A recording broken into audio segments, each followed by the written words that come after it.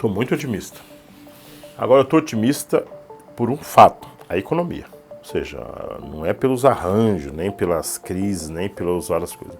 É porque o Bolsonaro fez uma aposta na economia que deixou o povo mais pobre, desempregado e quebrado. E isso desmonta qualquer outra estratégia. Ponto. Não tem essa, porque o cara confia em Deus, vai na igreja, porque o cara... Não. As pessoas querem saber, eu vou ter salário, eu vou ter o que comer, eu vou ter emprego. Você imagina que nós vamos ter até o Natal, por mais que você tenha auxílio emergencial, etc. Mas eu estou falando de um montante de pessoas, em torno de 50 milhões de pessoas, que vive de comida extremamente precária ou que não sabe o que vai comer. Ou seja, entre o que não tem nada para comer e o que come mal, dá 100 milhões. Vamos cortar pela metade, 50 milhões. É muita gente. A cada 4 brasileiros tem um que não tem o que comer. Esse componente, ela constrange a classe média e ela indigna quem passa por essa situação. Olha, eu ainda não consigo ter uma avaliação real. Eu acho que teria que ter um pouquinho mais de tempo. Tem muito chutômetro aí. Eu acho que a campanha passada de 18, ela priorizou a internet, o tal digital influencer. Ela elegeu quem tinha destaque na direita e assim por diante. Eu acho que essa eleição agora, ela está muito vinculada a dinheiro.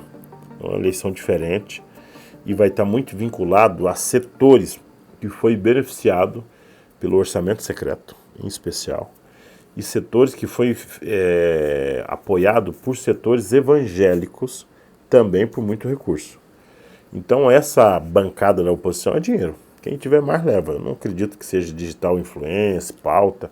Mesmo os policiais, eu desconfio que sairão derrotados. Eles não têm musculatura que eles tiveram na outra. E se você for pegar os policiais eleitos, eles não mostraram para que vieram até agora. Mesmo à direita, os seus candidatos que poderiam ser representados, nada. Qual foi a grande conquista que a polícia teve com o apoio dos militares? A polícia que teve conquista foram os oficiais do Exército, Marinha Aeronáutica, e alguns setores da polícia militar muito pequenos. Na grande maioria, a peãozada da polícia e das Forças Armadas, todos estão mais empobrecidos agora do que estaria antes. Então, eu não vejo grandes questão. Agora, os empresários não é um problema. Esse setor vai eleger muita gente, porque eles têm dinheiro, e isso é essencial para um período como esse. É a máquina. Eu acho que nós temos que ficar sempre atentos com os americanos. A movimentação que ele faz pelo mundo. Eu acho que é um fator de risco sempre. As experiências americanas na América Latina sempre foi dúbia, apesar de que o governo democrata tem tido muito cuidado. Olha lá o exemplo da Colômbia, né? Eles erraram na mão na Bolívia, na Venezuela, perderam feio. Então acho que eles tomaram um simancol que não adianta querer dar golpe neste momento na América Latina. Agora, as disputas dos americanos, ora com a China, ora com a Rússia, são sempre um problema. Ela pode afetar aqui a economia, que pode ter uma interferência, preço dos combustíveis, preço dos alimentos, e pode ser ter no meio das eleições um novo conflito internacional que desorganiza tudo.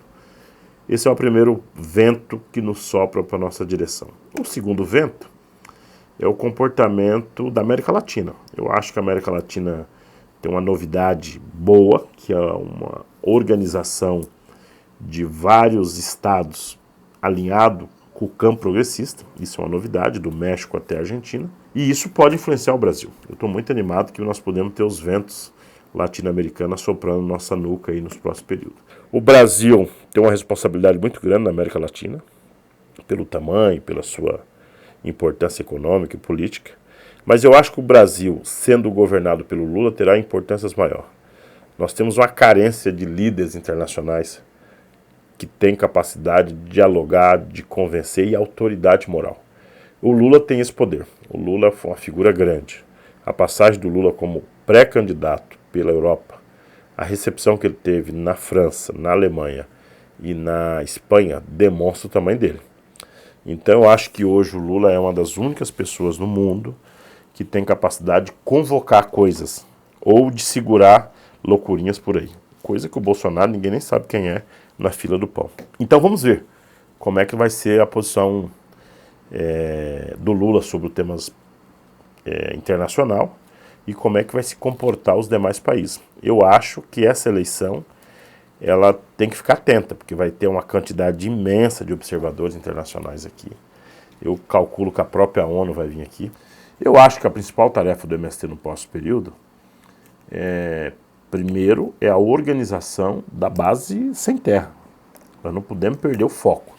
E a organização da base sem terra no próximo período, ela passa, primeiro, por ajudar a organizar as famílias acampadas sem terra, para que luta por terra, por reforma agrária.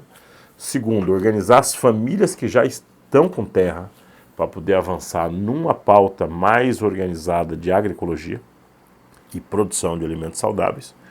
E isso para nós é essencial, porque você tem que construir política pública, você tem que brigar com o agro, você tem que ter uma nova agenda que passa por crédito, por política de comercialização, por assistência técnica, por insumos.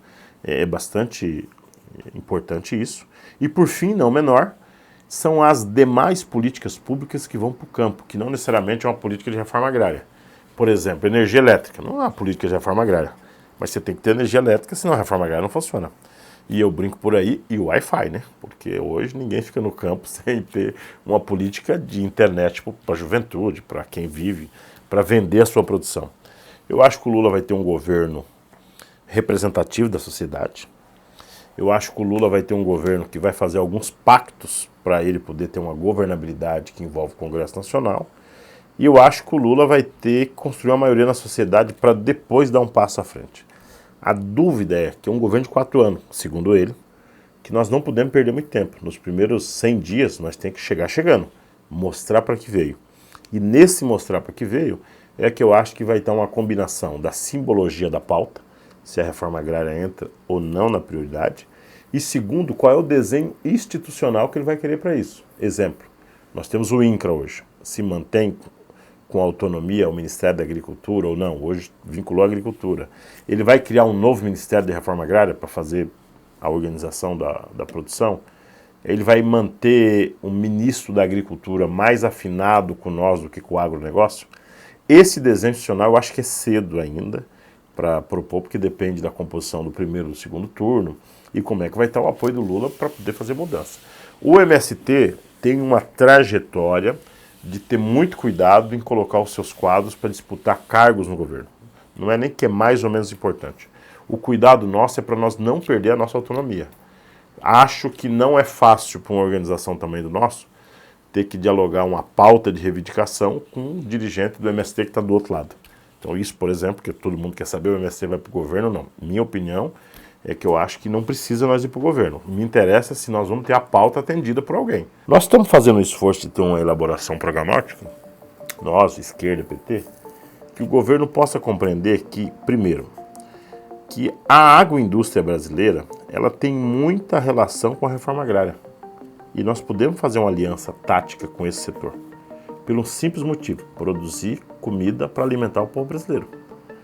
O que nós não temos acordo e vamos para a briga é com agronegócio, que não é a mesma coisa da agroindústria. O agronegócio é quem pega commodity, grãos e exporta.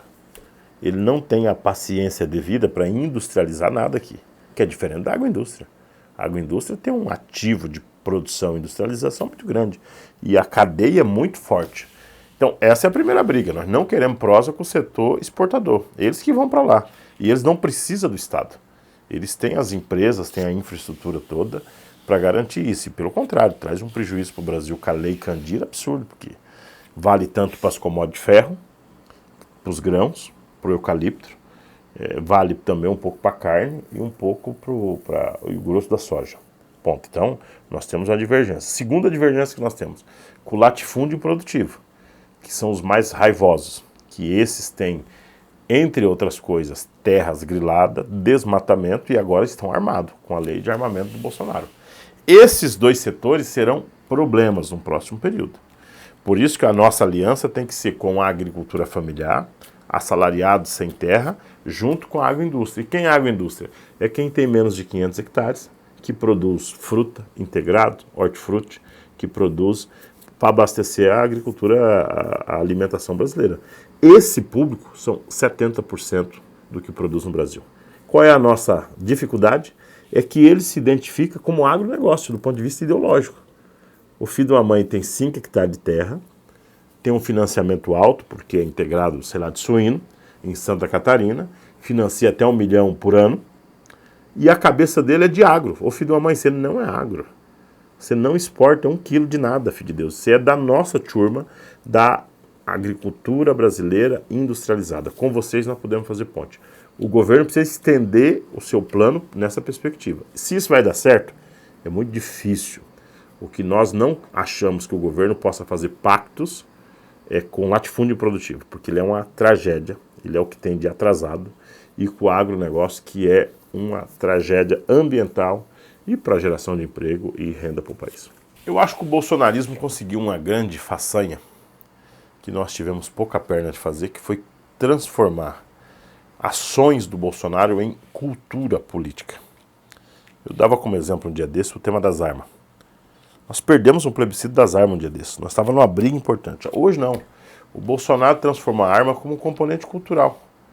Não, todo brasileiro fuma, gosta de cachaça, toma cachaça, gosta de forró e gosta de ter arma. Ponto. Se transformou num componente da cultura do nosso povo. Ou seja, como é que você vai dizer, cara, mas o direito dele ter arma? Não, transformou isso. E isso nas nossas bases. Ou seja, você tem gente do campo que quer ter o direito de comprar uma arma, não sei o quê. Não é que cultua a política armamentícia, cultua o direito de ter uma arma, ter algo parecido. Então você tem esse problema do bolsonarismo. A outra questão é que o bolsonarismo levou setores nossos com um outro discurso que você acha o cara direita. Exemplo, as igrejas evangélicas, mesmo as que estão dentro de assentamento nosso, elas são simpáticas com alguns temas do bolsonarismo. Qual é a nossa questão? Como é que o campo popular lida com as igrejas hoje, que são gente nossa, pobre, que participou de luta, mas que tem um discurso muito alinhado com o discurso do lado de lá? É um problema. A terceira dificuldade é você lidar com a pauta que, assim, é melhor eu não ter direitos sociais, CLT, mas ter o meu emprego. Como é que você trabalha isso com a turma da uberização, que fala, eu não sou empregado de mais ninguém, eu estou feliz na vida. Eu tenho o meu próprio direito de decidir o que você vai fazer. Isso transformou em cultura política. Nós recuperar isso não vai ser fácil. Então, se eu pudesse sistematizar as nossas dificuldades com o bolsonarismo, foi porque ele cooptou um discurso que é do trabalho, ele cooptou o discurso da cultura, do modo de vida das pessoas, ou seja, tem uma ideia sobre isso, e por fim, ele confundiu muito o campo religioso, que historicamente foi dos pobres lascados desse país, e hoje é dos pobres lascados desse país, mas que gosta das ideias de direita do bolsonarismo. Eu acho que há uma crise geral no setor organizado, e isso pega o movimento sindical, o partido, todo mundo, e eu desconfio que o MST seja das organizações que melhor soube lidar com essas crises todas.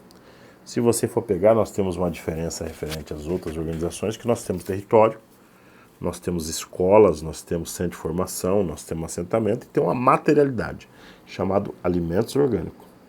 Outros movimentos e o movimento sindical, com a crise existente de organização, ficou muito mais frágil do ponto de vista da sua relação com a sociedade. Então, o MST, falo isso com o devido cuidado, nós somos uma organização vitoriosa do ponto de vista da crise, do ponto de vista da economia. Nós não tivemos nenhuma racha interna, nós não fomos reprimidos como se imaginava pelo Bolsonaro, e pelo contrário, nós saímos de uma pandemia onde nós entregamos mais de 6 mil toneladas de alimento. Nós saímos de uma pandemia com o menor número de mortes no campo e da base sem terra.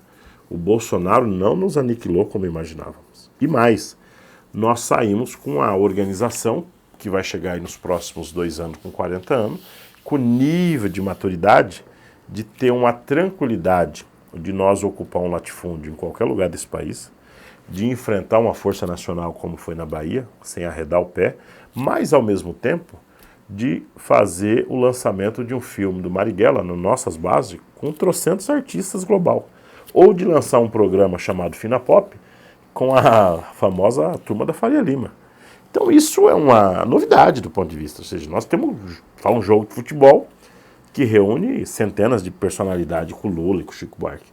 Então o MST conseguiu atuar nas várias frentes que exige um movimento popular como agora. E a simbologia é o boné do MST. Ou seja, nós vendemos mais boné do MST neste ano do que vendemos nos últimos 10 anos.